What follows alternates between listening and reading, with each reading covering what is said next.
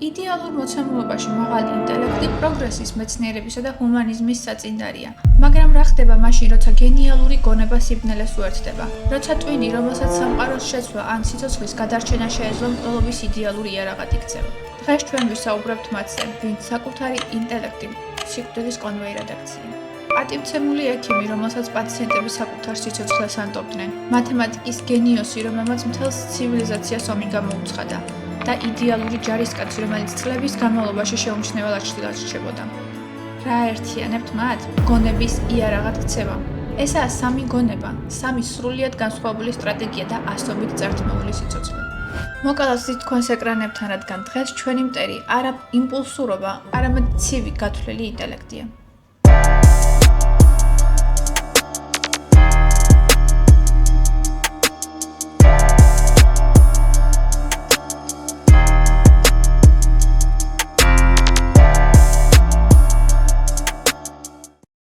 მანჩესტერის გარეუბანში მცხოვრები მოხუცებისთვის ის ღმერთის გამოგზავნილ ანგელოზს ჰგავდა. თბილი, ყურადღებიანი, ინტელექტუალური და ყოველთვის მზად დასახმარებლად. პაციენტებისთვის ის იმდენად პატივს აცემდა, ავტორიტეტულ პიროვნებას წარმოადგენდა, რომ ზოგიერთი მათგანის სახლში, კედელზე მის პორტრეტსაც კი ნახავდით. მაგრამ მათ არ იცოდნენ ერთი მთავარი საიდუმლო. ამ ადამიანის სახე 250-ზე მეტი პაციენტისთვის აღმოჩნდა უკანასკნელი. თქვენს წინაშეა ჰაროლდ შიპმანი, კაცობრიობის ისტორიაში ერთ-ერთი ყველაზე მასშტაბური სერიული მკვლელი. მისი სტრატეგია გენიალურად მარტივი და ამავდროულად შემზარავი იყო. მან თავის იარაღად არადანა და თოპი, არამედ სამედიცინო დიპლომი, თეთრი ხალათი და საკუთარი უზადო რეპუტაცია გამოიყენა. როგორც ექიმს, მას ჰქონდა წვდომა ლეტალურ მედიკამენტებთან, კერძოდ დიამოფრინთან, ანუ სამედიცინო ჰეროინთან. ის მიდიოდა პაციენტებთან სახლში, უკეთებდა სასიკვდილო დოზას, ჩნდებოდა სავარძელში და მშვიდად უყურებდა, როგორ კვდებოდა ადამიანი. შემდეგ კი თავადვე წერდა გარდაცვალების მოწმობას, სადაც სიკვდილის მიზეზად გულის შეტევას ან სიბერეს უთითებდა. ვის შეეპარებოდა ეჭვი ქალაქის ყველაზე პატივსაცემ ექიმში? არავის, მისი ინტელექტი და ავტორიტეტი მას სისტემისგან ხელშეუხებელს ხდიდა. მაგრამ საიდან იწყება ეს ბნელი გზა? ვინ იყო ბიჭი, რომელიც მოგვიანებით დოქტორ სიკვდილად და სიკვდილის ანგელოზად იქცა?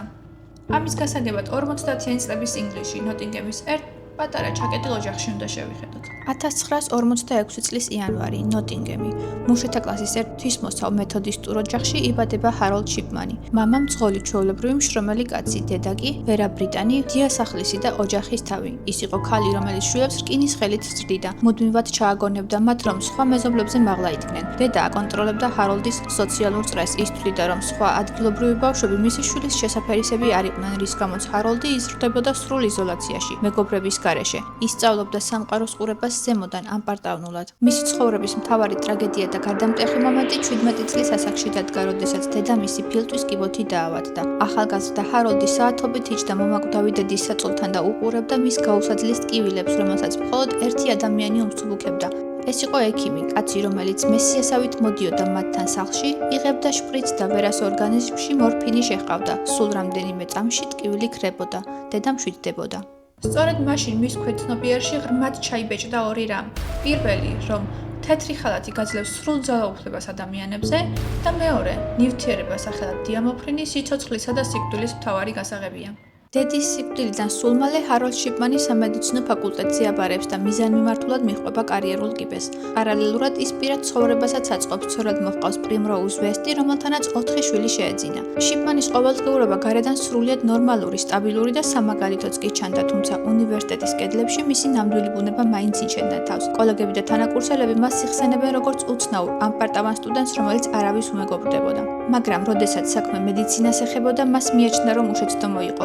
შიპმანს სძულდა, როცა აზრს უსწორებდნენ ან მის კომპეტენციაში ეჭვი ჰქონდათ. ძალიან მალე ის იღებს საექიმო ლიცენზიას და მესიით შეპყრობილი კაცი ხდება ყველასთვის ავტორიტეტული ოჯახის ექიმი. ბავშვობაში გამჯდარი აღმატებულობის განცდა და თეთრი ხალათი შიპმანისთვის იქცა იარაღად, რამაც მომდევნო 23 წლის განმავლობაში 250-ზე მეტი ადამიანი გამოასალმა სიცოცხლეს. ის ნადირობდა მარტოხელა ხანთაზმულ ქალებზე, რომლებიც მას ბრმად ენდობოდნენ. შიპმანი მიდიოდა მათთან სახლში ზუსტად ისე, როგორც ოდესღაც მისი დედის ექიმი მიდიოდა მათთან. იღებდა შპრიცს, შეჰყავდა დიამოფრინის სასიკვდილო დოზა და მსხვერპლი მშვიდად ხუჭავდა თვალებს. მესია კი იქვე ცივი სახით აყალიბებდა სამედიცინო ბარათს, თითქოს სიკვდილი ბუნებრივმა მიზეზებმა გამოიწვია. მაგრამ როგორც წესი, ფსიქოპატების მთავარი მტერი საკუთარი ეგოა და შიპმანიც ამდენწლიანი ხელშეუხებლობით იმდენად დარწმუნდა საკუთარ უძლეველობაში, რომ დაკარგა სიფრთხილე. და 998 წელს მან მოკლა ყოფილი მერი, ქალბატონი კეტლინ გრანტი. თუმცა ამჯერად მხოლოდ მისი მოკლა არ იკმარა. შიპმანმა გააყალბა მისი ანდერძი, სადაც ეწერა, რომ მოხუცს მთელი თავისი ქონება ექიმისთვის გადაუფორმებია. თუმცა მსხვერპლის შვილი იურისტი იყო და გაყალბებული ანდერძი იეჭვა, რის გამოც მაშინვე პოლიციას მიმართა. ექსჰუმაციამ ქალის სხეულში დიდი რაოდენობით დიამოფრენის კვალი შეჩვენა. მისი კომპიუტერის შემოწმებისას გაირკვა, რომ ის მკვლელობების შემდეგ სამედიცინო ისტორიებს უკანა თარიღებით აყალბებდა, მაგრამ ციფრულმა კვალმა გასცა. შიპმანი დააპატიმრეს. მომდევნო თვეების განმავლობაში კი დიდი ბრიტანეთის შოკის მომხრეულმა კადრებმა მოიცვა. პოლიციამ მისი არაერთი პაციენტის საფლავი გახსნა და ცხედრების ექსჰუმაცია დაიწყო. ტოქსიკოლოგიურმა ანალიზმა ყველგან ერთი და იგივე კვალი აჩვენა: დიამოფრენის სასიკვდილო დოზა. თუმცა მტკიცებულებების მოპოვება რთულდებოდა, რადგან მისი გარდაცვლილი პაციენტების ძალიან დიდ ნაწილს სწორედ ჩვენი მზრუნველი ექიმის რჩევით კრემაცია ჰქონდა ჩატარებული. სწორედ ამიტომ სახელმწიფომ შექმნა სპეციალური კომისია შიპმანის გამოძიება. მათ უპრეცედენტო სამუშაო ჩაატარეს და შიპმანის 28 წლიანი კარიერის განმავლობაში გარდაცვლილი მისი 888 პაციენტის საქმე შეისწავლეს. საბოლოო ოფიციალურ დასკვნაში კომისიამ საზარელი სიმართლე დაადგინა. ჰაროლდ შიპმანმა დადასტურებულად მოკლა მინიმუმ 215 პაციენტი, ხოლო კიდევ 45-ის შემთხვევაში ჰქონდათ მყარი და საფუძვლიანი ეჭვი, რომ ისინიც სიკვდილის ანგელოზის მსხვერპლი გახდნენ. შიპმანს არც ერთი მკვლელობა არ უღიარებია არასდროს და არ უთანამშრომლია გამოძიებასთან. მისი ოჯახის წევრებს კი ბოლომდე სჯეროდათ, რომ მას უდანაშაულოდ დებდნენ ბრალს. ის სიცოცხლის ბოლომდე ზემოდან უყურებდა ყველა სამართალდამცავს და დაკითხვისას პასუხობდა არა როგორც დამნაშავე, არამედ როგორც დამრიგებელი და მასწავლებელი. მუდმივად უსწორებდა ფრაზებს, იყენებდა პროფესიულ ტერმინოლოგიას და პირდაპირ მიუთითებდათ, რომ მათ უბრალოდ სამედიცინო სფერო არ ესმოდათ. კონტროლდაკარგულმა ფსიქოპატმა ძალაუფლების დაბრუნება საკუთარ სიცოცხლეზე კონტროლის აღებით სცადა და 2004 წელს მან საკანში თავი ჩამოიხრჩო. ჰაროლდ შიპმანი იყო მაგალითი იმის, თუ როგორ იყენებს სასტიკი გონება, მაღალ პროფესიულ ინტელექტს, ავტორიტეტსა და სტატუსს აბსოლუტური ძალაუფლების წყურვილის დასაკმაყოფილებლად. ის სისტემის შიგნიდან მოქმედებდა, მაგრამ ჩვენი მომდევნო პერსონაჟი სისტემის მიღმა აბსოლუტურ ჭრილში მუშაობდა. მან შექმნა მკვლელობის იდეალური მათემატიკურად გათვლილი ლოჯისტიკა, რომელმაც FBI წლების განმავლობაში ჩიხში მოაქცია და მისი მკვლელობების უმრავლესობა ვერც ვერასდროს დაუმტკიცეს. მისი სახელია ისრაელ კაისი, კაცი, რომელსაც კრიმინალისტებმა ყველაზე მეთოდური მონსტრი შეარქვეს. თუ სერიული მკვლელების უმეტესობას აქვს კონკრეტული ხელწერა, მსხვერპლის ტიპი ან გეოგრაფიული არეალი, ისრაელ კაისმა ეს წესები უბრალოდ გაანადგურა. კაისი მოგზაურობდა ამერიკის სხვადასხვა შტატში. ის წინასწარ ყიდულობდა იარაღს, ნიჩბებს, საწამლავს, სამშენებლო მასალებს და ქიმიურ ნივთიერებებს ცხედრების გასანადგურებლად. ამ ყველაფერს პლასმასის სათლებში ათავსებდა და ამერიკის სხვადასხვა წერტილში, ტყეებსა თუ მიტოვებულ ადგილებში მიწაში ღრმად მარხავდა. ის წლებით ადრე ამზადებდა დანაშაულის იარაღს წინასწარ ყოველგვარი მსხვერპლის გარეშე. ლოჯისტიკა ასე მუშაობდა. ის ჯდებოდა თვითმფრინავში, მიფრინავდა ერთ შტატში, იქ ქირაობდა მანქანას ნაღდი ფულით და გადიოდა ათასობით კილომეტრ სრულიად სხვა შტატისკენ. გზად მიდიოდა თავის ერთ-ერთ სამალავთან, ამოთხრიდა იარაღს, შეარჩევდა სრულიად შემთხვევით ადამიანს, ჩაიდენდა დანაშაულს, ცხედარს ქიმიკატებით აქრობდა, იარაღს კი სხვაგან მარხავდა და უკან ბრუნდებოდა. პოლიცია ეძებდა ადგილობრივ მკვლელს მაშინ, როცა კაისი უკვე სხვა შტატში საკუთარ ოჯახთან დროს ატარებდა. ის არ ტოვებდა არანაირ კვალს, არ იყენებდა ტელეფონს ან საკრედიტო ბარათს. მისი დანაშაულების დაკავშირება შეუძლებელი იყო, რადგან არ ჰქონდა კონკრეტული ხელწერა, არ ჰქონდა მსხვერპლის ტიპი ან საერთო ლოკაცია. ის იყო ცივი გათვლილი მოთამაშე, რომელიც მკვლელობას უყურებდა როგორც ერთგვარ ჭადრაკის პარტიას FBI-ის წინააღმდეგ. მაგრამ როგორ ჩამოყალიბდა ეს მათემატიკურად ზუსტი და ემოციისგან დაცლილი გონება? პასუხი მის უცნაურ იზოლირებულ ბავშვობაშია. ისრაელ კაისი 1978 წელს იუტას შტატში დაიბადა. მისი მშობლები რადიკალური რელიგიური ფანატიკოსები იყვნენ, რომლებმაც თავიანთი 10-ვე შვილი სრულ იზოლაციაში გაზარდეს. ოჯახი მალევე იუტადან ვაშინგტონის შტატში გადავიდა, სადაც მათ ტყის პირას ააშენეს პატარა ხის ქოხი ყოველგვარი ცივილიზაციის გარეშე. მათ არ ჰქონიათ დენი, წყლის გაყვანილობა თუ ცენტრალური გათბობა. ბავშვებს კატეგორიულად ეკრძალებოდათ ტელევიზორი, რადიო და სხვა ნებისმიერი გასართობი, რადგან მათი მშობლები თვლიდნენ, რომ თანამედროვე ამერიკული კულტურა იყო სატანისტური და ბავშვებს მხოლოდ გარყვნიდა. ბავშვებს სკოლაშიც კი არ უვლიათ, მათ დედა ამეცადინებდათ სახლში, რაც ძირითადად გულისხმობდა ბიბლიის მკაცრ შესწავლას და ტყეში გადარჩენის უნარებს.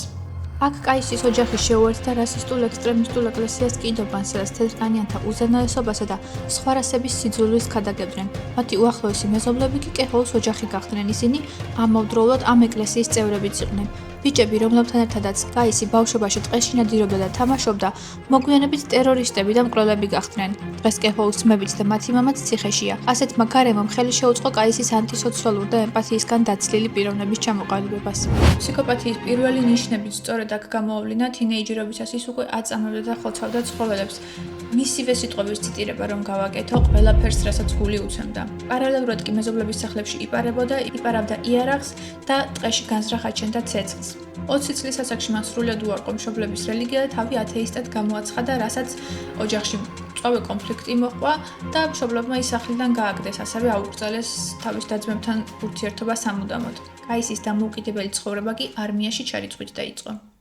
მისი ინტელექტის ნამდვილი ტრანსფორმაცია არმიაში მოხდა. კაისმა სამხედრო სამსახური დაიწყო, სადაც 3 წელი დაჰყო. იქ მან ისწავლა უზადო დისციპლინა, იარაღის პროფესიონალური ფლობა, გადარჩენის ტექნიკა და რაც მთავარია, ბალის დაფარვის ხელოვნება. ჯარიდან წამოსვლის შემდეგ ის წარმატებული კონტრაქტორი და მშენებელი გახდა. უფრო მეტიც კაის ჰყავდა მეგობარი ქალი, რომელთან ერთადაც ცხოვრობდა და ზრდიდა პატარა ქალიშვილს. ახლობლების თვალში ის იყო მოსიყვარულე მზრუნველი მამა, რომელიც შაბათ-კვირას შვილთან ერთად დროს ატარებდა, მოგზაურობდა და ბუნებაში დადიოდა. ის უზადოდ მართავდა ამ ორმაგ ცხოვრებას, მაგრამ მის გონებაში უკვე მზადდებოდა იდეალური დანაშაულის ალგორითმი. მისი ინტელექტი პრაქტიკული და სტრატეგიული იყო. მკვლელობის კომპლექსების წინასწარ მომზადებითა და მსხვერპლის სრულიად შემთხვევითი შერჩევით ის კვალს არ ტოვებდა. კაისის ნადირობის პერიოდი 2005-დან 2012 წლამდე გრძელდებოდა. მის მსხვერპლს არ უნდა ჰქონოდა არანაირი საერთო მასთან ან ერთმანეთთან. წლების განმავლობაში კაისის სისტემა უზადოდ მუშაობდა, რადგან ის არასდროს არ ღვევდა საკუთარ წესებს. თუმცა 2012 წლის თებერვალში მან პირველი და საბედისწერო შეცდომა დაუშვა. მან ნადირობა საკუთარ საცხოვრებელ ზონაში დაიწყო. მისი მსხვერპლი 18 წლის სამანტა კენიგი გახდა, რომელიც ყავის პატარა ჯიხურში ბარისტად მუშაობდა. კაისმა გოგონა იარაღის მუხარით პირდაპირ სამუშაო ადგილიდან გაიტაცა. მან სამანტა თავის ფარეხში გამოკეტა, აწამა, გააუპატიურა და მეორე დღეს მოკლა.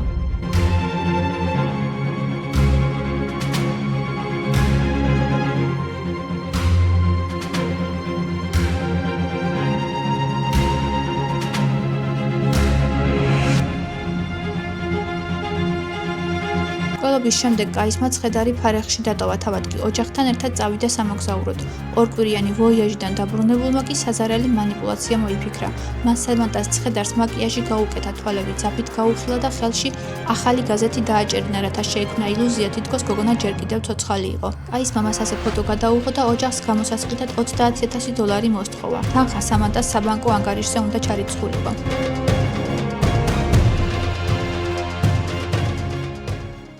პოლიცია და ძალაუფლების აზარტმა ის დააგმოვა და გამოსასყიდის ნაწილის ჩარიცხვის შემდეგ დაიწყო ამერიკის მასშტაბით მოგზაურობა. ის გადაადგილდებოდა და სხვადასხვა შტატის ბანკომატიდან ხსნიდა ნახტ ფულს. FBI-მ, რომელიც მანამდე აბსოლუტურ სიბნელეში იყო, ბარათის გამოყენების ციფრული კვალი დაიჭირა და 2012 წლის მარტში ისრაელ კაისი პოლიციამ დააკავა. საკანში ყოფნისას კაისი გამომძიებლებისთვის ნამდვილ გამოცანად იქცა. ის არ გავდა ტიპიურ კრიმინალს, დაკითხვაზე სრულ კონტროლს ფლობდა, მშვიდად სვამდა ყავას და FBI-ის აგენტებს ეთამაშებოდა. მან ოფიციალურად განაცხადა, რომ მზად იყო პოლიციასთან ეთანამშრომლა, ეღიარებინა მკვლელობები და მიეთითებინა სამალავები, ოღონდ ერთი პირობით. თუ მას მაქსიმუმ 1 წელიწადში სიკვდილით დასჯიდნენ ყოველგვარი ხმაურიანი სასამართლო პროცესებისა და მედიის ჩარევის გარეშე. რის მიზეზადაც ასახელებდა იმას, რომ მას არ უნდოდა მის მცირეწლოვან ქალიშვილს და ოჯახს ეყურებინათ ტელევიზორიდან თუ რა მონსტრი იყო სინამდვილეში. კაისი დაკითხვაზე ინფორმაციას წვეთ-წვეთად ბანკოს კარტივით ათამაშებდა და ერთ-ერთი ასეთი ვაჭრობის დროს მან მაგიდაზე მთავარი გოზირი დადო. კაისმა სრულიად ნებაყოფლობით ყოველგვარი წინასწარი სამხელის გარეშე ბილ და ლორენ კურიერების მკვლელობა აღიარა. ისინი იყვნენ ცოლ-ქმარი ვერმონტის შტატიდან, რომლებიც 10 თვის წინ საკუთარი სახლიდან გაუჩინარდნენ და პოლიცია მათ საქმეს გაყინულ საქმედ მიიჩნევდა. კაისმა უშეცდომოდ აუღწერა პოლიციას კურიერების სახლის ზუსტი შიდა განლაგება და ასევე ისეთი დეტალები, რომლებიც მედიაში არასდროს გაჟღერებულა. მან აღიარა, რომ 2 წლით ადრე ვერმონტის შტატში ნარინჯისფერი ვედროთი დამარხა იარაღი და ხელბორკილები და როდესაც დრო მოვიდა, ანუ 2 წლის შემდეგ დაბრუნდა სამალავთან, ამოთხარა იარაღი, გაიტაცა ცოლ-ქმარი, აწამა და სიცოცხლეს გამოასალმა. კაისმა პოლიციას ცხედრების დამარხვის ადგილიც მიუთითა, თუმცა მიტოვებული შენობა, სადაც მან მსხვერპლის სხეულები დატოვა, მალევე დაანგრიეს, ნარჩენები კი ნაგავს აყრაზე ისე გადაყარეს, რომ წყვილის ნეშტი ტონობით ნაგავში სამუდამოდ დაიკარგა. კაისმა ასევე მიუთითა სამალავის ადგილიც, სადაც დამალად დანაშაულის იარაღები მკვლელობის შემდეგ. აგენტებმა სხვა იარაღებთან ერთად ბილ კურიერის კუთვნილი პისტოლეტიც აღმოაჩინეს, რაც იქცა იმ უტყუარ ფიზიკურ დასტურად, რომ კაისი სიმართლეს ამბობდა. საუბრისას მან აღიარა, რომ მისი მსხვერპლთა რაოდენობა 12-ზე ნაკლები იყო. თუმცა დანარჩენ შემთხვევებზე ის მხოლოდ ბუნდოვან მინიშნებებს იძლეოდა, მაგალითად როგორიც არის ერთი ადამიანი ვაშინგტონში მოკალი, ან ერთი წყვილი იუტაში, ან გოგონა ტეხასიდან და ასე შემდეგ. მათ ვინაობებსა და ზუსტ ადგილსამყოფელს ის სიკვდილით დასჭით ვაჭრობისთვის ინახავდა. კაისი, რომელიც დაკითხვებისას ნებისმიერ წვრილმან უზუსტობასაც კი პედანტურად ასწორებდა, 11 მსხვერპლის შესახებ გამომძიებლების ფრაზებს არასდროს აპროტესტებდა. თუმცა დეტალების გაცემას მხოლოდ სიკვდილით დასჯის სწრაფი თარიღისა და საქმის სრული ანონიმურობის სანაცვლოდ აპირებდა. მაგრამ ალასკას ადგილობრივმა პრესამ მაინც გაარღვია საიდუმლო. მათ სამანტა კენიგის მკვლელობაში ეჭვმიტანილის ვინაობა დაასახელეს. კაისმა ციხეში გაზეთი წაიკითხა და ტელევიზორში საკუთარი ფოტოც ნახა და მიხვდა, რომ პირობა დაირღვა. ამის შემდეგ მან გამომძიებლებს ცივად გამოცხადა, რომ მათგან აღარაფერი სჭირდებოდა. მან გადაწყვიტა, რომ სიკვდილით დასჯის თარიღს თავადვე დანიშნავდა. 2012 წლის 2 დეკემბერს მან საკანში მალულად შენახული სამართლით ვენები გადაიჭრა და პარალელურად საწოლის ზეწრით თავი ჩამოიხრჩო. მან მიიღო სწრაფი სიკვდილი და თან წაიღო იმ 8 ოჯახის სიმშვიდე, რომლებიც დღემდე ამაოდელიან პასუხს. წასვლის წინ კაისმა საწოლის ქვეშ საკუთარი სისხლით დახატული 11 თავის ქალის გამოსახულება დატოვა. ერთ-ერთ მათგანზე კი იყო წარწერა ჩვენ ერთი ვართ, ხოლო საწოლზე სისხლიანი წერილი. ეს იყო პირქუში ნიჰილისტური პოემა, სადაც ის წერდა თავის სისხლზე ამერიკული ცხოვრების სტილის მიმართ, საზოგადოების უსუსურებაზე და იმაზე, თუ რა საშინელ სიამოვნებას განიცდიდა მკვლელობებისას. პოემა მთავრდებოდა სიტყვებით: ახლა ჩვენ ერთი ვართ. თუ ისრაელ კაისისთვის მკვლელობა იყო ნადირობის აზარტი, ადრენალინი, მსხვერპლზე აბსოლუტური კონტროლი და ორმაგი ცხოვრებით კმაყოფილება, ჩვენი მომდევნო პერსონაჟის სრულიად სხვა განზომილებაა. ის იყო მათემატიკის გენიოსი, რომელმაც 16 წლის ასაკში ჰარვარდის უნივერსიტეტში ჩააბარა, მიიღო დოქტორის ხარისხი და გახდა ბერკლის უნივერსიტეტის ყველაზე ახალგაზრდა პროფესორი ისტორიაში. მისი IQ ჯერ კიდევ სკოლაში 167-ს აღწევდა, რაც იმაზე მეტია, ვიდრე ალბერტ აინშტაინის და სტივენ ჰოკინგის. კაცი, რომელმაც საკუთარი უზარმაზარი გონება ინდუსტრიული და ტექნოლოგიური პროგრესის საწინააღმდეგო იარაღად აქცია. თქვენს წინაშეა ტედ კაზინსკი, კაცი, რომელსაც მსოფლიო უნაბომბერის სახელით იცნობს.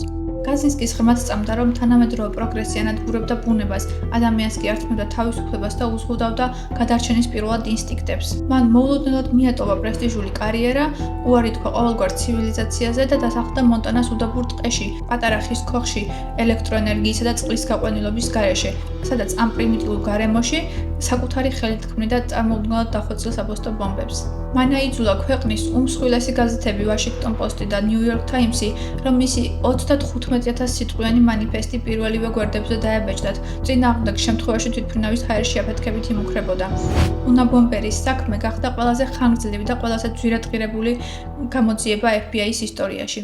მაგრამ სადამის სისტემის ნომერ პირველ მტრად იქცეოდა, ის იყო სოციალურად იზოლირებული განსაკუთრებული გონების მქონე ბიჭი, რომელსაც თანატოლები ვერ უგებდნენ. საიდან იწყება გენიოსის ტრანსფორმაცია ტერორისტად?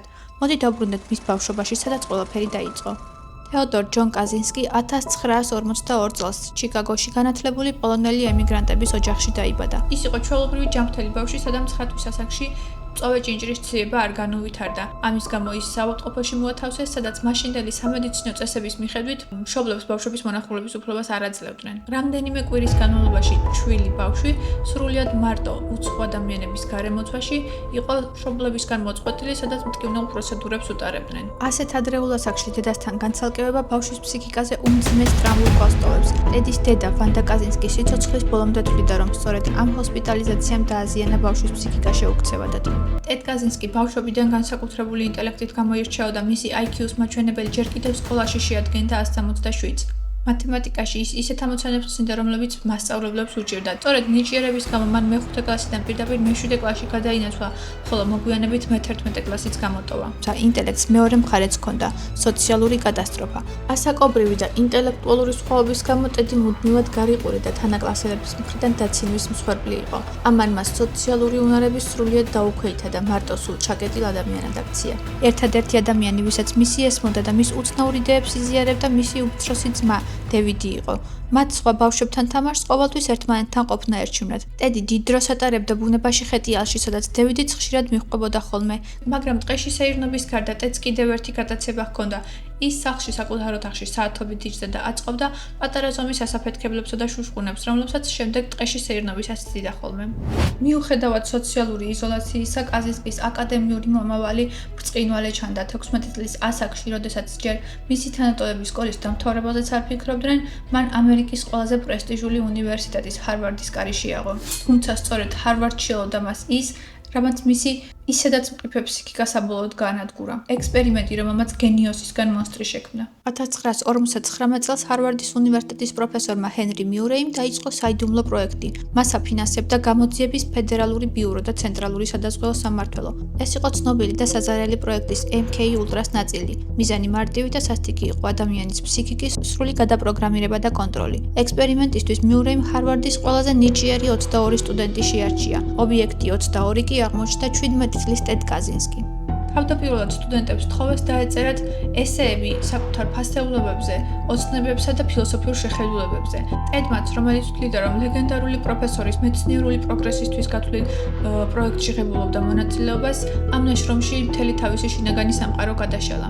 შემდეგ სტუდენტებს კონფიდენციალურობის ხელშეკრულებაზე მოაწერინეს ხელი და კოშმარიც დაიწყო. კვლევა 3 წლის განმავლობაში გრძელდებოდა და თითოეულმა სტუდენტმა მიურეის ლაბორატორიაში დაახლოებით 200 საათი დაყო. მათ ათავსებდნენ სპეციალურ ოთახში მკვეთრი განათების ქვეშ, პირდაპირ ორმხრივი სარკის წინ. სხეულზე ამაგრებდნენ სენსორებს, რომლებიც სტრესის დონეს, გულისცემასა და პულსს ზომავდა. წინასწარ მომზადებული მანიპულატორები მათ პირდაპირ სახეში უყიროდნენ. ისინი მიზანმიმართულად საათობით დასცინოდნენ იმ იდეებს, ოცნებებსა და პიროვნულ ღირსებებს, რომლებიც სტუდენტებმა ესეებში გაამხილეს. მათ ფსიქოლოგიურად ანადგურებდნენ იმ საიდუმლო ინფორმაციის გამოყენებით, რომლებიც თავადვე ანდეს უნივერსიტეტს. სტუდენტებს აიძულებდნენ საკუთარი დამცირებისა და ყვირილის ჩანაწერები თავიდან ბოლომდე ესმინათ საათობით, ისევ და ისევ უამრავჯერ. ექსპერიმენტის ავტორები კვირაში რამდენიმე ასეთ სესიას უტარებდნენ თითოეულ მონაწილეს და აკვირდებოდნენ, თუ რამდენად სწრაფად გატყდებოდა გენიოსის გონება წნეხის ქვეშ. სტუდენტების საშუალო ასაკი 20-21 წელს შეადგენდა. ტედი ექსპერიმენტში ყველაზე პატარა მონაწილე იყო. მოზარდმა და ისედაც მოწყვლადი ფსიქიკის მქონე ტედმა ეს დარტყმა ვერ აიტანა.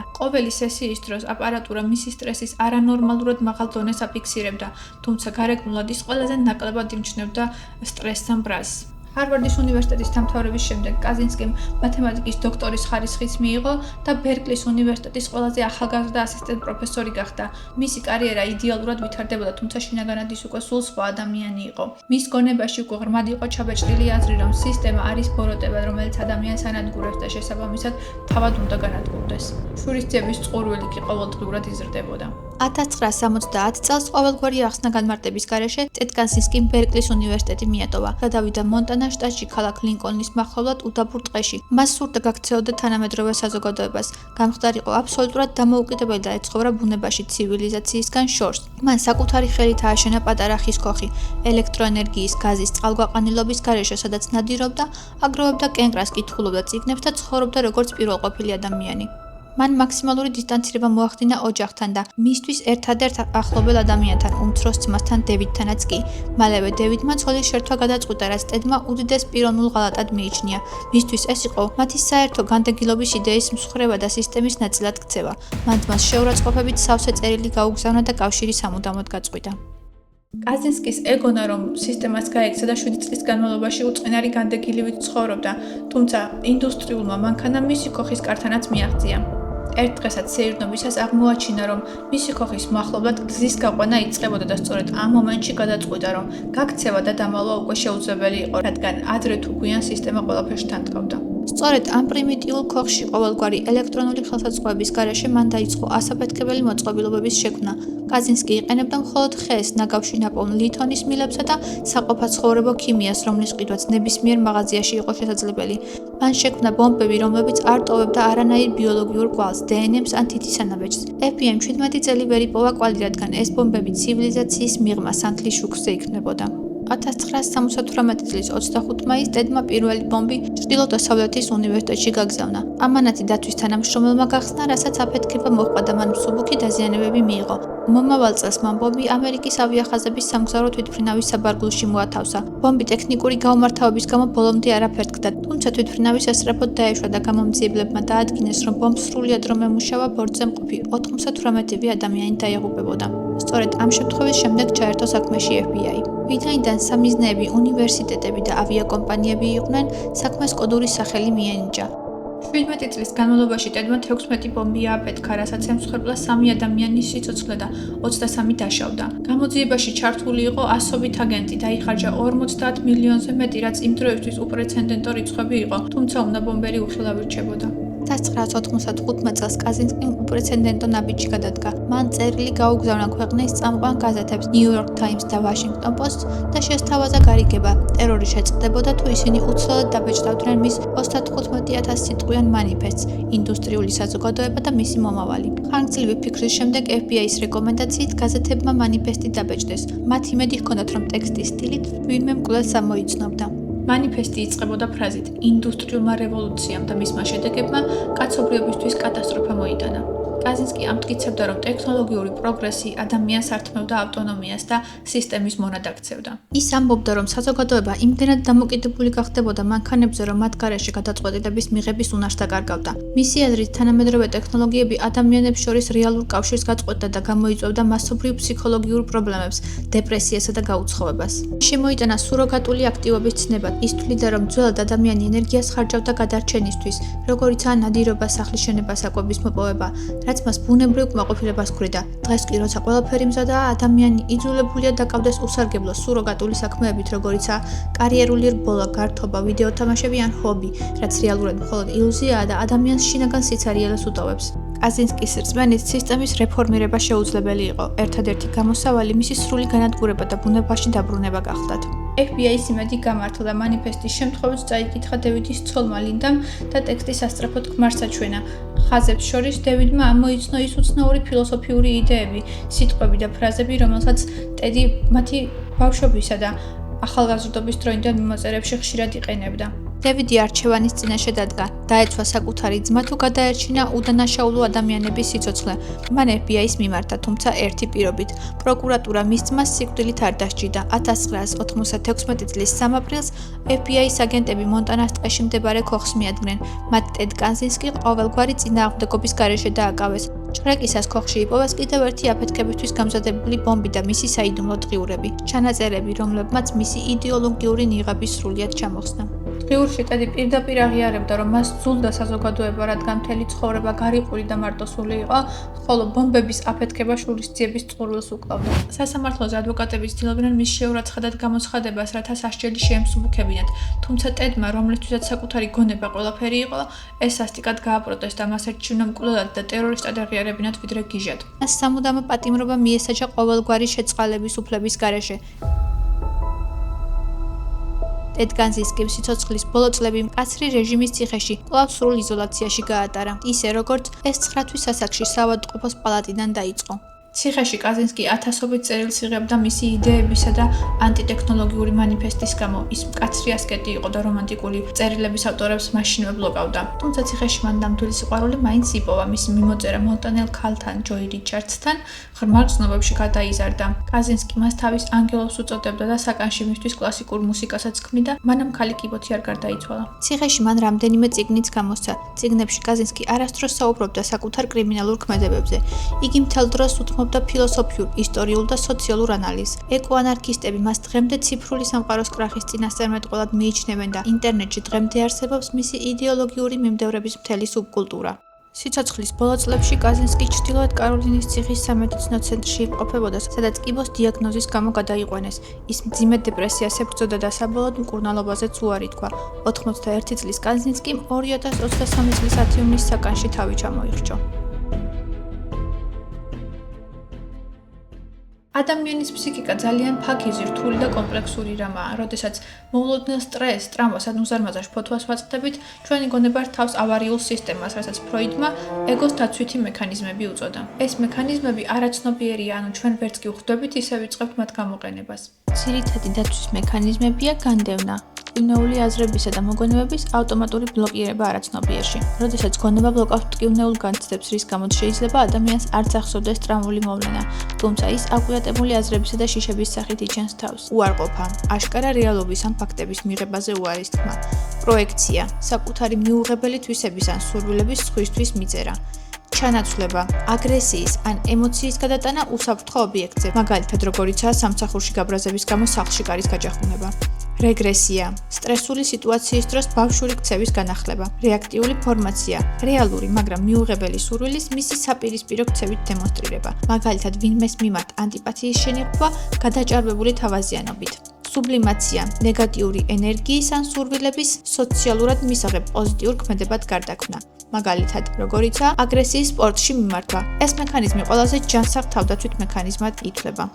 და რაციონალიზაცია, არასწორი ან მარცხიანი ქცევის გამართლება ლოგიკური, მაგრამ მცდარი არგუმენტებით. მაგრამ აი აქაა მთავარი ხაფანგი. დაცვის მექანიზმები ჰგავს ტკივილგამაყუჩებელ წამალს. ის აქრობს სიმპტომს, მაგრამ არ კურნავს დაავადებას. თუ დაცვის მექანიზმები ხდება ქრონიკული, ისინი ამახინჯებენ რეალობას.